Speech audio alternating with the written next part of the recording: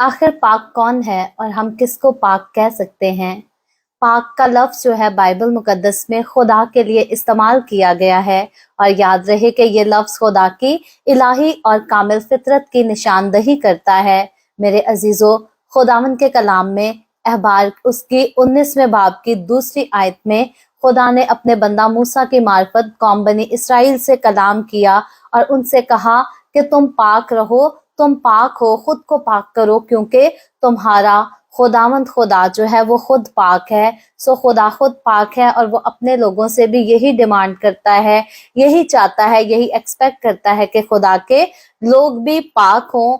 आम तौर पर इंसान होते हुए इंसान की जो सोच है वो ये है कि खुदा के अलावा और कोई पाक हो नहीं सकता, लेकिन खुदावंद अपने कलाम में यूं फरमाता है कि पाक हो क्योंकि मैं पाक हूँ। उसके बाद पहला पतरस उसके पहले बाब की 15वीं आयत को पढ़ें तो वहां पर भी खुदावंद का बंदा जो है रसूल, खुदावंद की कलीसिया का रसूल जो है खुदा का बंदा है, जो कि खुदा की तरफ से खुदा की खिदमत के लिए बुलाया गया है, वो भी कहता है कि जिस तरह तुम्हारा बुलाने वाला पाक है, तुम भी अपने सारे चाल चलन में पाक बनो। सो खुदावंद का कलाम हमें बताता है कि जिस तरह खुदा पाक है, उसी तरह मुझे और आपको, हम सबको खुदा में पाक रहना है। और यूं तो हम दुनिया में किसी को पाक नहीं कह सकते, ना कोई अपने कामों के वसीला से पाक हो सकता है, लेकिन बाइबल मुकद्दस में याद रहे कि अब्रानियों 10वें बाब की 10वीं आयत में पौलुस रसूल बिल्कुल इस बात को क्लियर करता है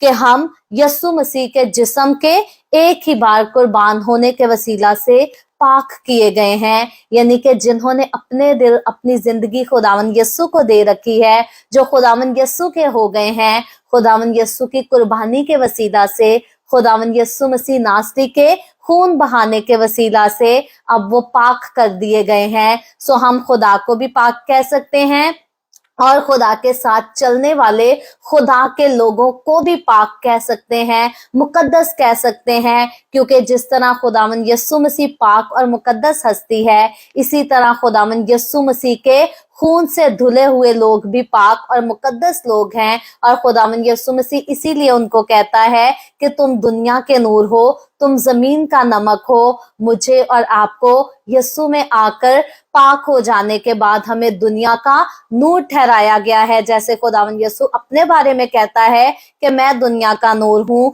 उसी तरह फरमाता है कि तुम भी दुनिया के नूर हो। सो खुदावंद के कलाम में मुझे और आपको जो दर्जा दिया गया है, जो अहमियत दी गई है, वो दुनिया में और कहीं भी किसी मजहब में किसी भी दीनदार को ऐसी अहमियत नहीं दी गई। सो हम खुदा के मुबारक लोग हैं, हम खुदा के बरगजीदा लोग हैं। आए खुदावंद के डर और खुदावंद के खौफ में रहना सीखें। और जिस तरह से पहला पतरस उसके पहले बाब की 15वीं आयत में खुदावंद का बंदा फरमाता है कि जिस तरह तुम्हारा बुलाने वाला पाक है, तुम भी अपने सारे चाल चलन में पाक बनो। आए मैं और आप, हम भी उसी तरह से जो है वो पाक बनने की, पाक रहने की जो है प्रैक्टिस करें, क्योंकि पाक तो हम कर दिए गए यीशु मसीह के खून के वसीला से, लेकिन अब पाक रहना कैसे है?